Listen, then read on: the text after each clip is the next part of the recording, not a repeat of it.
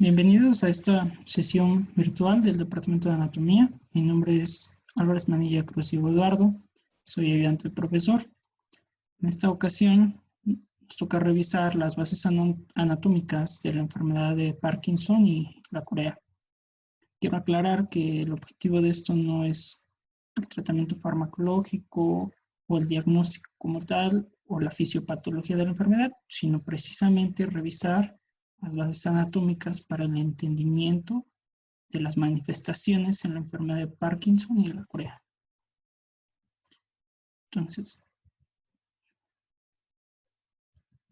tenemos una pequeña viñeta clínica donde se presenta un paciente masculino de 55 años de edad debido a que ha notado un temblor en su mano derecha de evolución gradual por varios meses, el cual desaparece si se concentra. Es decir, el paciente está en reposo y su mano empieza a temblar, pero una vez que se concentra o inicia el movimiento, desaparece este temblor. Además, su letra se ha vuelto pequeña y difícil de leer.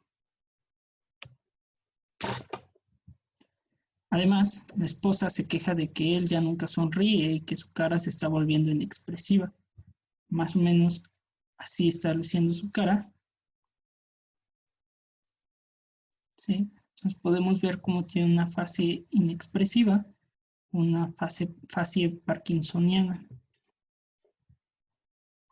Continuamos y dice que se observa que camina jorobado. Entonces lo observamos jorobado, con el temblor en las manos, y camina lento y a pasos pequeños. En la exploración física se descubre aumentado el tono muscular y una rigidez en rueda dentada en sus extremidades superiores.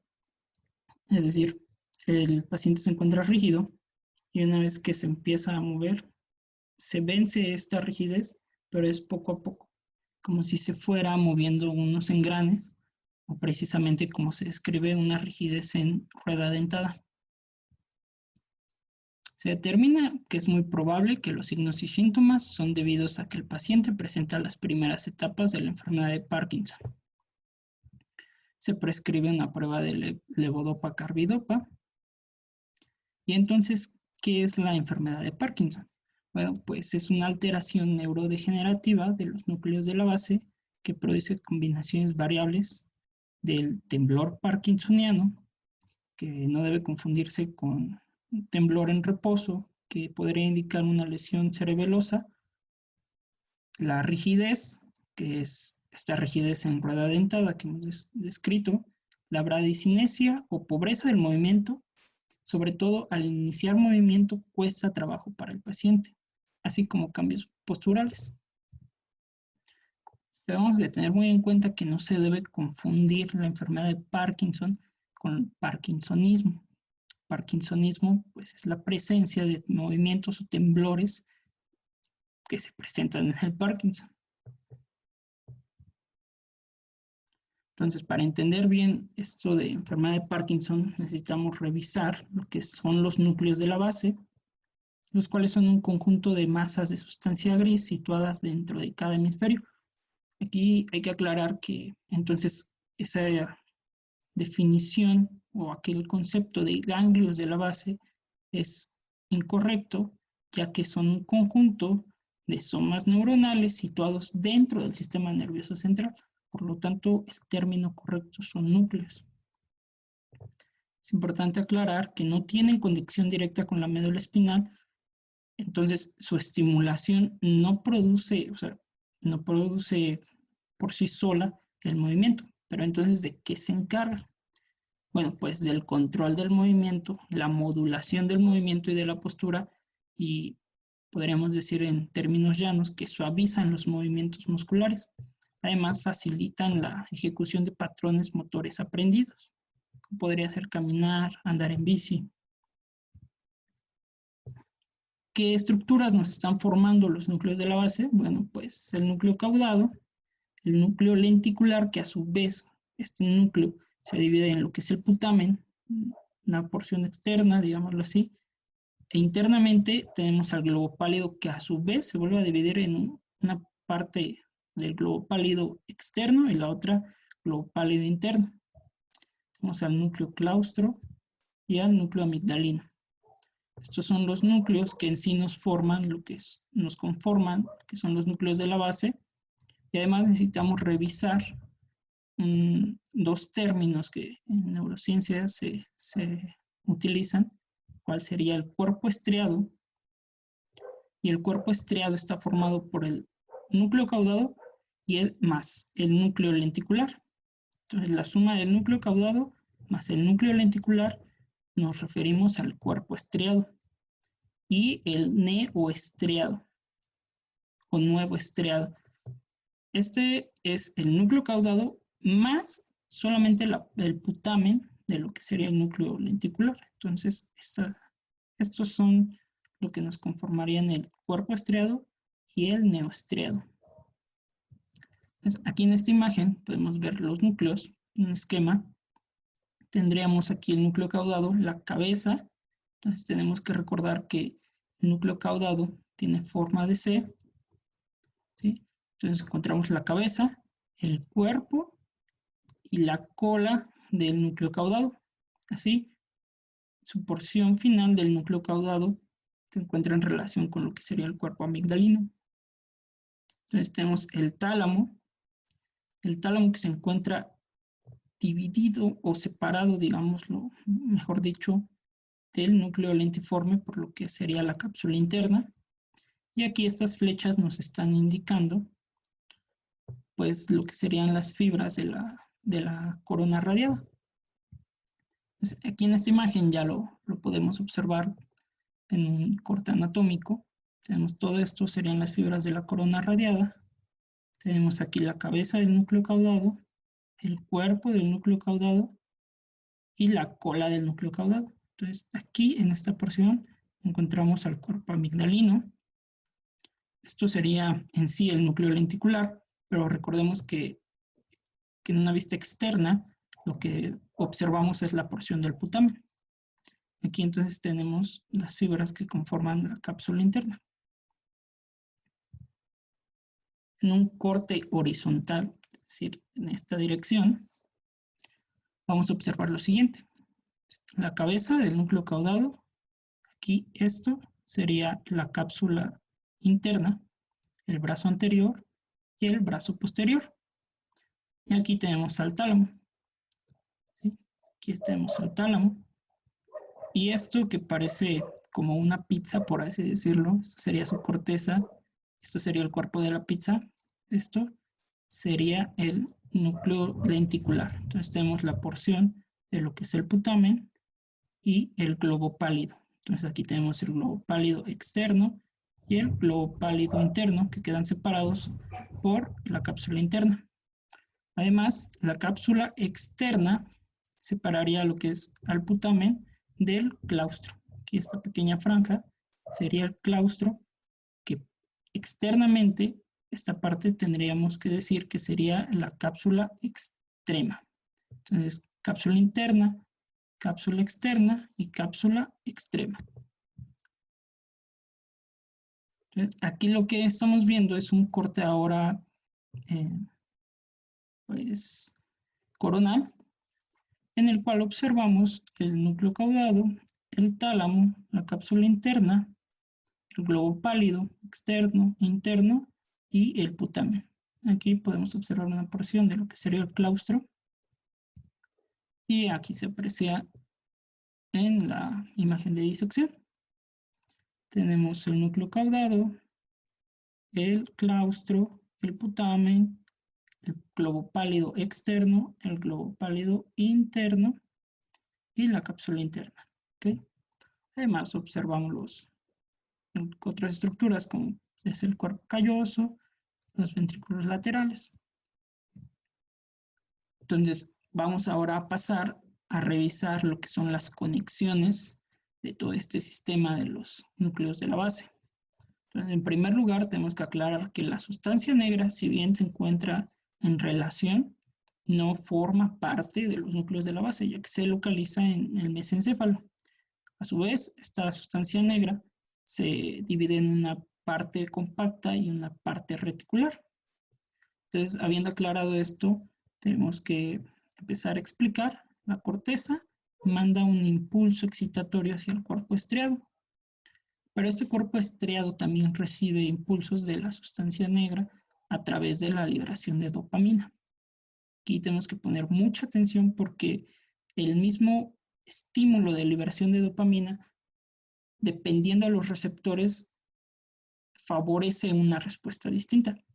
Entonces, esta liberación de dopamina, sobre todo de los receptores D1, pues va a estimular al cuerpo estriado, el cual en una respuesta inhibe al globo pálido.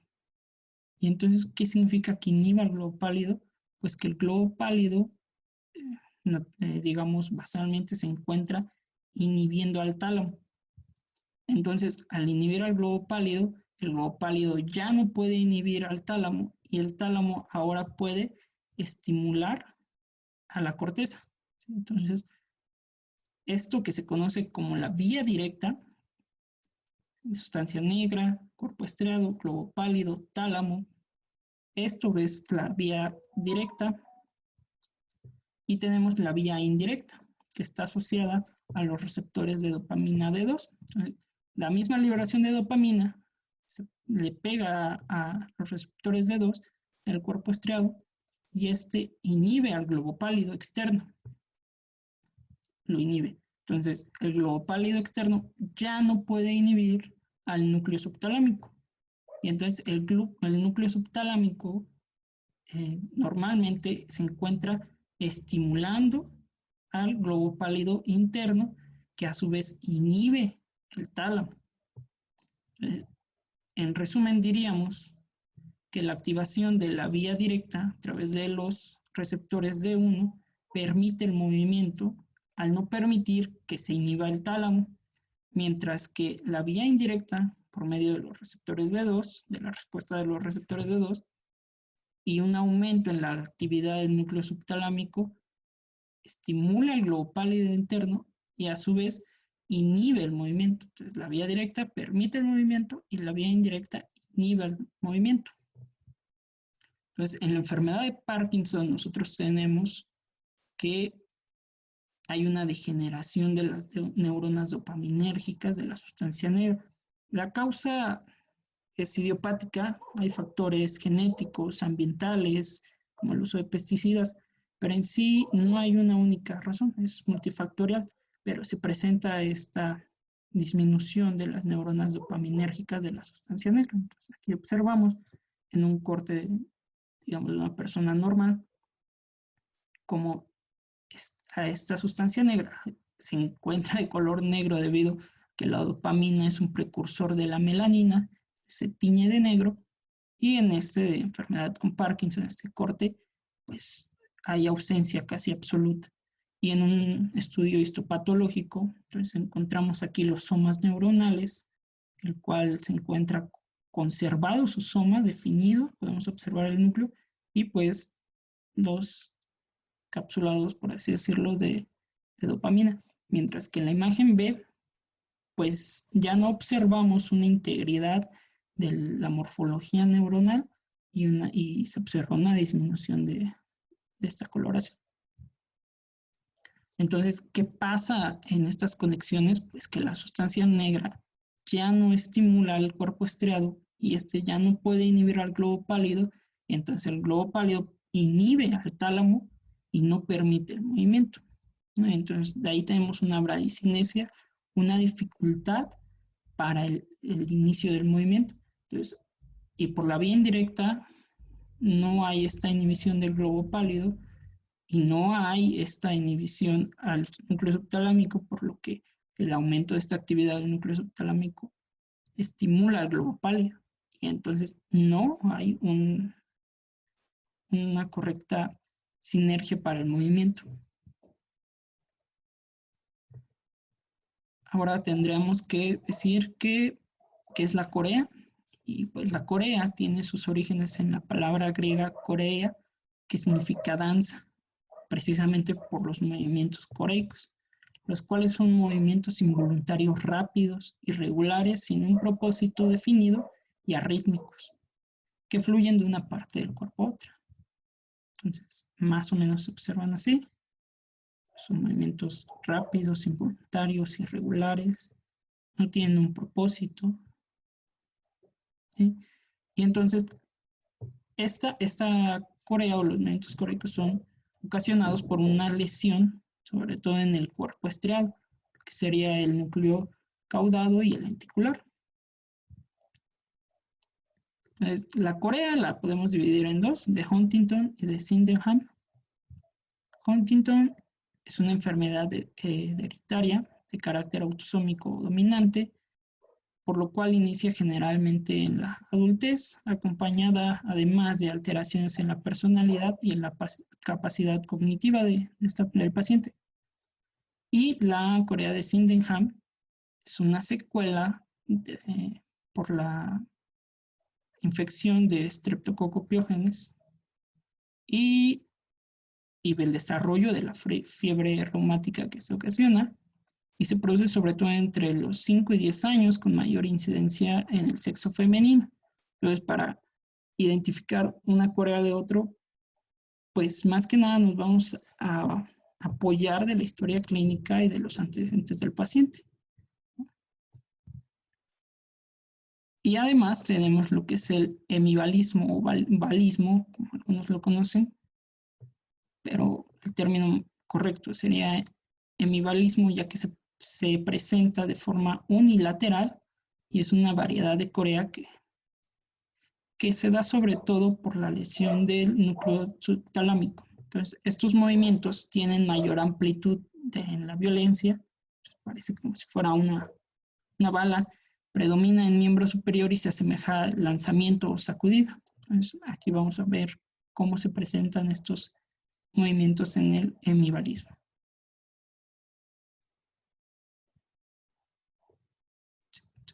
Ahí los observamos como son movimientos de mayor amplitud y violencia. Entonces, como lo habíamos dicho, estos son ocasionados por una hemorragia o un infarto en el núcleo subtalámico contralateral al lado donde se presentan los movimientos. Y bueno, pues eso sería todo en parte. Muchas gracias por ver este video y cualquier pregunta nos pueden contactar en el departamento o a través de nuestras redes sociales. Espero que haya sido de ayuda y nos podamos ver.